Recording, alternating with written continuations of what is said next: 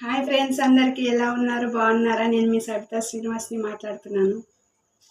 Mutton తిని తిని విసుగొచ్చింది. లేనప్పుడేమో తినాలనిపిస్తుంది, ఉన్నప్పుడేమో తినాలనిపించదు. ఎవరికైనా అంతే కదా. నాకైతే ఈరోజు అసలు ఏం తినాలనిపించలేదు. అందుకే నేను పప్పు అన్నం పకోడీలు చేసుకున్నా, మీకు చూపిస్తాను. వేడి వేడి అన్నం పప్పు అయితే బాగుంది, మంచిగా అనిపించింది. 2 ముద్దలు ఎక్కువే తింటా ఈరోజు.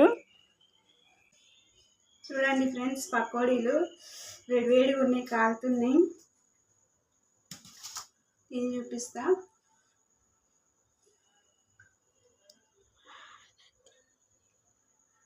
పకోడీలు అయితే సూపర్. పప్పంచు పెట్టుకొని ఇంకా అదిరిపోతుంది. అబ్బా, ఏదైనా చికెన్ మటన్ ఎంత అవి తిన్నా విసుగు వస్తుంది, ఇవి ఎంత తిన్నా విసుగు రాదు.